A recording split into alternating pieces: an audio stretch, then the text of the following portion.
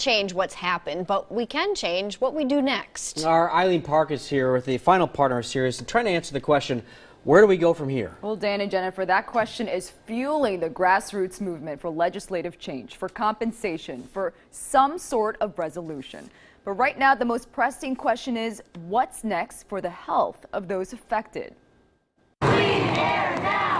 For the last 3 months, anger and disbelief. We feel the whole system is inept and corrupt, and it's lost our trust. Those emotions fueling more than 1,000 fired up Portland residents living in toxic air hotspots. They could have used state-of-the-art filtration at any time, and they didn't. The reality is Portland has a serious air pollution problem. The industrial companies responsible didn't break any laws. So what to do now? David, you've been busy.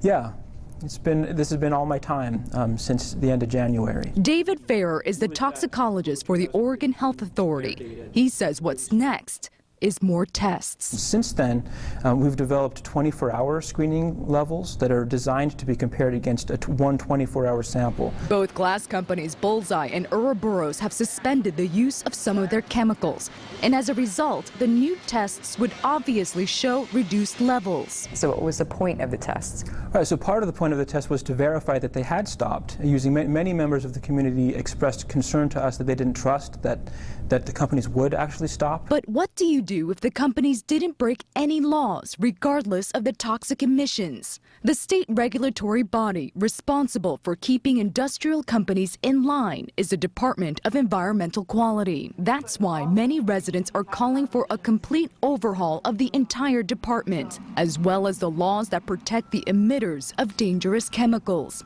Coin 6 has learned the DEQ knew about toxic levels of certain chemicals in Portland's air for years. Overall, the main frustration I think a lot of people have as a result of all the revelations with the toxic air was that they felt that the DEQ and the OHA knew about this for years, and you knew toxic air in Portland was a problem and that very little was done about it.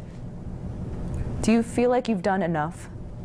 Well, I feel like there's so many of the top priority contaminants in Portland's air are emitted by sources that the state doesn't have direct control over, such as diesel emissions. That is why the next step is to petition state lawmakers to change laws to protect residents from breathing dangerous levels of chemicals in the future. David, as a result of this, many people were scared. They were scared for their children, they were scared for their own health, they were scared for people who have lived there for decades and decades. Do they have a reason to be scared? Moving forward, I would say the answer is no. The answer is no for immediate concerns, but not for the long run. It is a question mark what the long-term health risks are. You know, so many people that have been affected have already taken tests, but if you haven't because you don't have the money, there is a way to get a free urine cadmium test. We put a link on that on coin.com. Oh, free. A lot of people take advantage of that. Right. If people want to get involved, what should they do from here?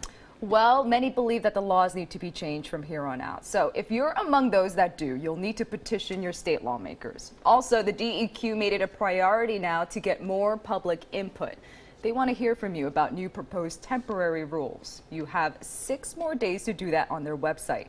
And finally, keep a very close eye on the weekly tests that are coming out from the OHA. They're going to release it every Thursday, and they're going to show the levels in the air in both North and Southeast Portland. Right. In news we have a term called following the ball, and this is one of those stories where you have to follow the ball. We don't know where this is going to end up. We don't know in the future. We're going to find out a lot of people are sick. Nobody is sick, and so along the way we have to follow each development as they come out, and it's interesting to watch this develop and things pick up speed, and then they slow down. New information comes out, and sitting where we are now, it's hard to tell where this is going to go. Well, a lot of that following up on things falls on the individual person. Exactly. So, right, and people are taking their own tests and finding out their own and they own really information. are. They're taking the initiative to do this. Right. Thanks, Eileen. We'll be right back.